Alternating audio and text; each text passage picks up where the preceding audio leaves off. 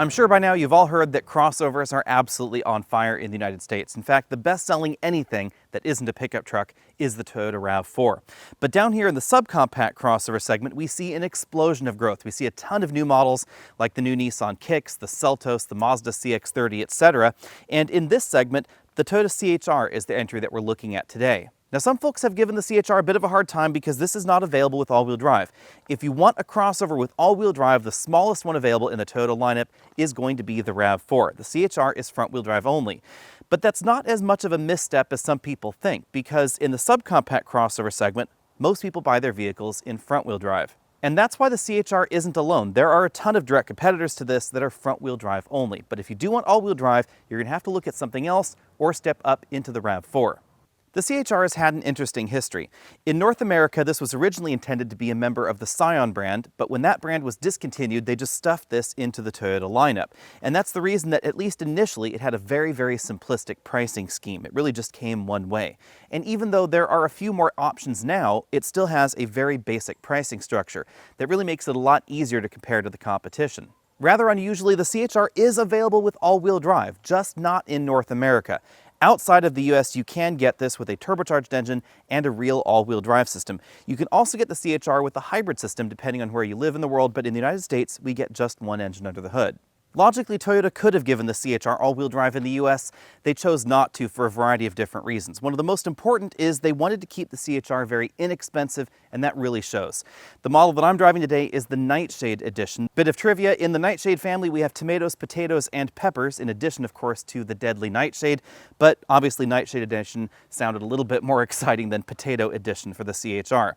At 171.2 inches long, this is on the long side of the subcompact crossover segment, but some folks rightly argue that the CHR is a little bit more hatchback than crossover. That's not due to the lack of all-wheel drive, but the rear-end styling, which I think evokes a little bit more Honda Civic hatch than any of the crossovers with which the CHR logically competes. This rear window is definitely more horizontal than it is vertical. We have a spoiler right there on top and a little bit of a duck-billed spoiler right there on top of the hatch lid. The big thing to know about the CHR is that even though this is on the long side at 171.2 inches long, it has about 5 inches less combined legroom than we find in the Honda HR-V or really any of the square competition, and a decent amount less legroom as well. The engineers and designers really wanted the CHR to look like a coupe at first glance, but give you the functionality of a four-door vehicle. That's one of the reasons that the rear door handles are so high on the rear doors. You can see that they're just below this two-tone roof section. That does make it pretty convenient for adults to grab that door handle as long as you're my height or taller, but it does mean that kids are going to have a bit more of a problem getting into the back because it is considerably higher than the door handle on the front doors. That engine is a 2-liter 4-cylinder naturally aspirated engine producing 144 horsepower and 139 pound-feet of torque. It's mated only to a continuously variable transmission and again, only front-wheel drive in North America. In terms of power output, this slots somewhere between the least powerful version of the Corolla and the most powerful version of the Corolla in the US, relatively similar to the bulk of the competition in the small crossover segment. Fuel economy is pretty decent at 29 miles per gallon combined. Standard driver assistance tech is definitely one reason to keep the CHR on your shopping list. A wide variety of the competition offers radar adaptive cruise control, lane keeping assistance, etc. in their more expensive vehicles, but in a lot of subcompacts, either those features are not offered or they're optional. And on the CHR, the bulk of the active safety tech that's on this model is standard. When it comes to front seat comfort, I give these seats 6 out of 10 points for my body shape. I'm 6 feet tall. I wasn't able to find a comfortable driving position over a week with the CHR. This is a manual seat. We have no adjustable lumbar support at all, but we do have a tilt telescopic steering column with a moderate range of motion. But one thing that I noticed is that this steering column doesn't come as far out as I would like when the front seat is adjusted for me comfortably with my leg size. I wish it came out just a little bit further. As far as the competition goes, you will find competitors with things like adjustable lumbar support, even 4-way power lumbar support, power driver seats, etc. But most of those options are going to cost more than the CHR. On the other hand, entries like the Nissan Kicks have very comfortable front seats, and I do give those a higher rating than this model, even though they're not necessarily more adjustable. Hopping into the back seat, you'll really notice what I mentioned earlier, and that is that the CHR has about 5 inches less combined legroom than the Honda HR-V. With the front seat comfortably adjusted for me, I have about 3/4 of an inch of legroom left sitting right there behind myself. If I tried to scoot to the right side where this front seat is all the way back in its tracks, there simply isn't enough room for me to put my legs right there behind the seat. Now, on the other hand, the floor in the back is relatively flat. It's not completely flat because this was designed still for an all-wheel drive system under there, but the footwell has a great deal of room. As is pretty typical for small crossovers, we don't have any air vents or charge ports in the center console. We have 2 cup holders located in the doors themselves rather than in a center armrest. We don't have a center armrest here at all, but the rear seats do fold in a 60-40 fashion, almost completely flat with the cargo area in the back. One word of caution, if you are planning on mixing small crossovers and kids, the cup holders that are integrated into the rear doors are not designed for regular takeout drinks with lids. They're really supposed to be just bottle holders, because obviously if you were to open this door and still have a cup in there, it may fall out. Worse yet, if you were to close the door while there was a cup in there, it would definitely splash on the seats. Behind the very stylized hatch, we find 19 cubic feet of cargo capacity. This is about 25% less than you'll find in the HR-V, the Kicks, or the Kia Seltos, not to mention the Jeep Compass, which has a really enormous cargo area in the back. A lot of that has to do with the way this hatch is shaped. You'll notice that we really have that very horizontal rear window back there, and that really drastically cuts down on cargo practicality. The opening of the hatch, in fact, goes all the way back to just about the rear seat headrests. So you can think of this cargo area as a little bit more of a triangular shaped cargo area than overtly cube shaped. The load floor is a fairly thin sheet of material. Under there we find a temporary spare tire, enough room to coil up a foldable cargo cover that you could snap right into place. This is also where you find your tire iron, jack, and a bit of extra storage space. The CHR is all about high style inside and outside, so on the inside we find these really interesting divots in the ceiling. This definitely gives it a different look than just having a plain old boring flat ceiling. The driver and front passenger have height adjustable shoulder belts and 2-way adjustable headrests. From this angle, you can really see the one problem with the high style that we find on the outside, and that is definitely limited visibility right there towards the rear. We have that very large door section that really blocks visibility for the rear passengers as well, because instead of looking out a window, they're really looking at where that door handle is located. Although it's definitely a matter of taste, I like the touches going on inside when it comes to the upholstery. We have different sections of fabric going on there. Pretty aggressive bolstering for an entry in this segment, both on the seat back cushion and the seat bottom cushion, but larger folks are probably not going to have a problem with these seats because they're pretty wide. Moving over to the front doors, we find that same sort of diamond theme going on. This kind of reminds me a little bit of industrial diamond plate right there in the middle of the door. This is not a soft touch material, this is a hard plastic in the middle of the door, but it does dress things up a little bit more than simply having a boring sheet of black plastic there. We have a soft touch armrest, some of that gloss black trim right there around the window and door buttons, and then a pretty conventional door latch up front. The upper section of the door is a soft touch material. Things wrap around to the dashboard where we find an after stitched soft touch injection molded upper section right there. This is not actually multiple pieces of material, but it's definitely done very well, and it definitely dresses up the dashboard of the CHR. This is one of the first Toyota vehicles to offer us this new interior design that we see spreading its way across the rest of the Toyota lineup, where we have this dramatic bar that rises from the passenger side up here to the infotainment screen. Love large LCDs, then you should know that this is one of the larger LCDs available in a subcompact crossover. This is basically the same screen and button arrangement that we find in the larger RAV4. We have direct access buttons to various features on the side, physical volume and physical tune knob as well. 2 large air vents down there lower in the dashboard, 2-zone automatic climate control, an engine start-stop button right there, and there's even an eco mode if you feel so inclined for that system. Somewhat unusual to find an eco mode outside of a hybrid.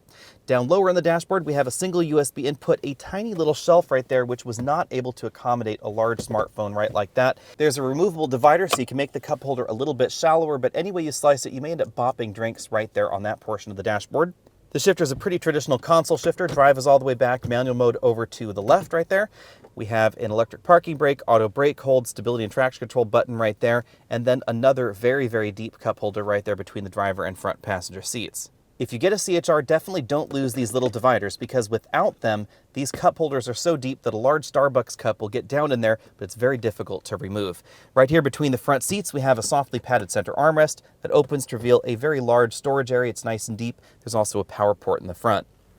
The 3-spoke steering wheel is also a blend of old and new. We have adaptive cruise control and lane keeping assist, but the cruise controls are still down here on a stalk that moves with the steering wheel rather than being buttons on the face like we find in most of the new Toyota vehicles. The button module on the right controls that multifunction LCD. There's a back button and a trip button over there as well. On the left side, we find infotainment buttons and then some dedicated phone, hang-up, pickup, and voice command buttons. On the driver's side, we have a pretty traditional instrument cluster with a small color multifunction display in the middle, physical speedometer and tachometer on either side. This CHR is a bit of old and new blended together, so this doesn't have the most recent displays or look that we find in a lot of other Toyota products, but it is color and it definitely looks snazzier than some of the other vehicles out there. Oddly enough, right here in this display is where we would adjust the drive mode between Sport, Normal, and Eco. In our acceleration testing, 0 to 60 happened in 9.4 seconds, just a hair faster than the last CHR that I drove. That's pretty respectable for a subcompact crossover, however, because there aren't too many crossovers in this segment that will go 0 to 60 faster in about 8 to 8.5 seconds. If you want to go faster than this, there are a few options about the same size. You could get the turbocharged engine in the Kia Seltos or the Hyundai Kona or the upcoming turbo Mazda CX-30, but generally speaking, you're going to have to step up into a compact crossover. Something like Toyota's own RAV4 will go 0 to 60 an awful lot closer to 7 seconds than the model that I'm driving here. 60 to 0 time, however, is pretty short thanks to the relatively wide standard tires we find on the CHR. It took this model 118 feet to stop from 60 miles an hour back to 0. The drive mode selector bugged me this week because even though we can select the drive mode, it's in there in that multi-information LCD. You control it with the buttons on the steering wheel, and it doesn't remember the mode that you were in unless you put it in Eco mode. Then power cycling the car will keep it in Eco mode, but it won't keep it in Sport mode. And Sport mode definitely makes the CHR feel a little bit more lively. This transmission isn't as quick shifting as the CVTs that we find in the Hyundai, the Kia, or of course the Honda competition, but it is a little bit more responsive than the CVT that we find in the Nissan Kicks. When it comes to handling, the CHR does very well, and this is easily among the best as far as front-wheel drive crossovers in this segment goes. You will still notice the front-wheel drive nature, of course, and some of the all-wheel drive competition will make it feel a little bit more engaging out in your favorite winding mountain road, but when it comes to driving dynamics, the CHR does pretty well, especially over broken pavement compared to some of the newer competition like the Mazda CX-30. That rear suspension can feel upset over broken pavement, and this doesn't. This has a very well-sorted feel to it. The CHR also has a slightly larger driving nature to it than something like the Venue or some of the other really small entries here, and that definitely makes it feel a bit more grown-up out on the road. Out on a rougher road like the gravel road that we're on here, I think Toyota has found a good balance between handling ability and ride quality in the CHR. I'm going to give this an A-. There are a few options in this segment that are going to be a little bit softer than this, notably some versions of the Jeep Compass, but the vast majority of the competition is not going to have quite as sorted of a feel as this out on the road. You'll really notice it in some of the smaller options like the Ford EcoSport or the Hyundai Venue, something with a really short wheelbase that you can get a bit more of a bobble-headed feel out on a rougher road like this. That feeling can also be accentuated in some of those smaller crossovers if you're out on the freeway and the paving is concrete with regular expansion joints and the concrete's gotten a little bit tilted. You can definitely get that bobble-headed feeling going there. When it comes to cabin noise, this model fared just a little bit better than the last CHR that I drove. I'm not entirely clear why that is. It could have something to do with the wear on the tires or the tires themselves. But as far as I know, the tires are exactly the same as the last model that I drove. In this model at 50 miles an hour, I recorded 72 decibels, making this now sort of middle of the pack, so I'm going to go ahead and bump the cabin noise score up to a B. You will find slightly quieter options in this segment, but generally speaking, most of those quieter alternatives will have much skinnier tires, so keep that in mind. You're going to be trading one thing for another. The Mazda CX-30, again, has a relatively quiet demeanor to it. It has better steering feel to it, but it doesn't have better grip than the CHR. Over a week of mixed driving, I've been averaging just under 30 miles per gallon, so in other words, a little bit more than the EPA estimate. One thing that surprised me is that the CHR is still not available in the United States with the optional hybrid system, and that is something that we find in other world markets. I've always been surprised by that because I think this would be an excellent vehicle to use Toyota's hybrid system. If you're already just going to have a front-wheel drive vehicle and acceleration is already around 9 seconds, why not just add the hybrid and get 40 or 50 miles per gallon? This is the very close relative to the Lexus UX in the Lexus lineup, and that of course does have a hybrid system. It's also therefore conceivable that they could have included the hybrid system with the e-all-wheel drive axle because again, that's what we find in that Lexus UX. Rather unfortunately for the United States market at least, we don't get that option in the CHR. Bottom lining the CHR out on the road is pretty easy. This has a very confident feel to it.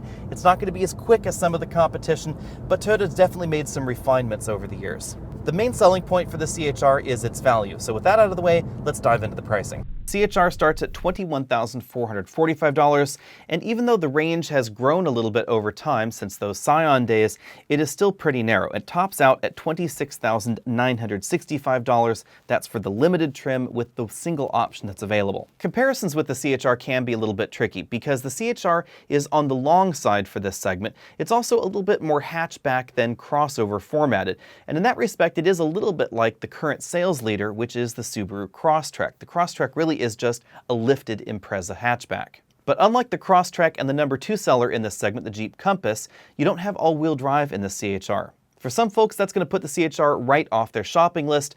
But on the other hand, when I talked with Toyota, they say that most of the vehicles purchased in this segment, over 50%, don't have all-wheel drive. And that's the big reason that we don't find the CHR with all-wheel drive in the US, but we do see the CHR with an all-wheel drive system in other world markets.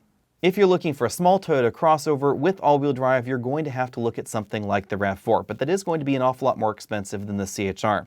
Now let's talk about comparisons. The top 2 sellers in this segment are the Jeep Compass and the Subaru Crosstrek, but they're a little bit different than the CHR because the Crosstrek comes standard with all-wheel drive, and of course the Jeep Compass is really selling on its off-road prowess. But according to Toyota, most of the vehicles in this segment go off the showroom floor without all-wheel drive. And that's why we find a number of key competitors that also don't offer all-wheel drive. For instance, the Nissan Kicks and the Hyundai Venue do not have all-wheel drive at all. Let's dive into the Nissan Kicks first. It starts a little bit less expensive at $19,070, but if you start adding options to it, it's certainly going to be within the price range of the Toyota CHR. Also keep in mind that there appear to be a decent number of deals on the CHR at the moment. The format of the Kicks is a little bit different. It's more upright, it's a little bit more compact in terms of the vehicle's length, and a little bit more boxy, whereas the CHR has the vibe, honestly, a little bit like the Subaru Crosstrek, of sort of a lifted hatchback format. Which vehicle is right for you will depend on what kind of cargo you're carrying. If you tend to carry longer items, the CHR might be a bit more practical. If you're tending to carry boxier things, then something like the Kicks might be a bit more practical. When it comes to reliability, the CHR clearly has the win here. Nissan has had a few stumbles in the past, although it is worth noting that the Kicks has been relatively reliable. The big thing about the Kicks is that, like the CHR, it is not available with all-wheel drive. If you want all-wheel drive in your small Nissan crossover, you're going to have to step up in the lineup. The main advantages to the Kicks are the comfort level. I think the interior is also a little bit more modern than we find in the CHR, and of course it's going to have some really great deals on it. With that out of the way, our next front-wheel drive competitor here is the Hyundai Venue at $18,750. The mission of the Venue is also a little bit different because it is considerably smaller than the CHR, and that's going to be a problem for some people, especially if you want a little bit more room on the inside. The main reason for that is that Hyundai doesn't just have the Venue in their lineup, they also have the Kona, and you can see the Kona also as a competitor to the CHR. Hyundai's latest vehicles have proven quite reliable, so on the pros side, we definitely have reliability. We have the fresh design. I also like the infotainment system. I think it's a little bit easier to use in the Venue, and I think the look is very, very attractive as well. But on the downside, it is certainly smaller than the CHR. The performance certainly lacks as well, and of course, there's that classic Toyota dependability argument. On that subject, however, it is worth noting that according to Consumer Reports, the CHR has been at the bottom of the list when it comes to reliability in this category. Let's move on to the Honda HR-V. It starts at $21,020, so very similarly priced to the CHR. But there are versions that get more expensive because you can get all-wheel drive in the HR-V. The major win for the HR-V is practicality. The interior is cavernous, we have a lot of rear seat legroom, very practically designed rear seats, very practically designed cargo area, and I like some of the touches that we find on the inside. Honda's done a really good job of replacing some of the hard plastics that you generally find on the dashboard and on doors in inexpensive models with fabric that definitely dresses things up a bit. The HR-V also recently got a bit of a refresh, so it looks a little bit more modern than it did in the past, but a lot of key systems are still lagging a little bit behind most of the competition. The infotainment system especially seems a little bit old to me, and I do prefer the infotainment system that we find in the CHR. The CHR is also going to be quicker. The HR-V is pretty sluggish, and if you add all-wheel drive, it's going to be even slower. Now it's time for the difficult task of bottom-lining the CHR. If you're shopping for a vehicle in this category, generally speaking, price is a very important consideration. So what a lot of folks seem to not realize when they've been looking at reviews of vehicles that are larger and more expensive is that for a lot of shoppers that are actively shopping for a subcompact crossover, a $2,000 to $3,000 price difference is an enormous difference. Remember, a $3,000 price bump on a $20,000 car is a 15% increase in your monthly payments, and that could be a deal breaker for a lot of folks. So while there may be some subcompact crossovers out there that are excellent options, remember that something like the Subaru Crosstrek is going to be notably more expensive than a base CHR. So if you're shopping right around $20,000 to $21,000, I do think the CHR is going to be an excellent option. Now, there are also going to be some great options if you want to spend a little bit less. I really think the Hyundai Venue excels. I also think the Nissan Kicks is an excellent option. But if you want something that's a little bit bigger, then the CHR is a great way to go, as long as you don't need all-wheel drive. And that's my consistent complaint about the CHR, is that Toyota does not give us even the option of that particular system. In other world markets, you can get a hybrid engine under there with their all-wheel drive system. I really wish that was something that they offered in the US. But that goes back to the pricing commentary I mentioned a little bit earlier, is if you added a hybrid system and all-wheel drive, that would add maybe $3,000 to the price of the CHR, and that's an awful lot more to pay. I suspect if my money were on the line, I would lean towards the Mazda CX-30. There's some decent deals to be had, and I love the way the CX-30 looks. I think it's by far the prettiest entry here.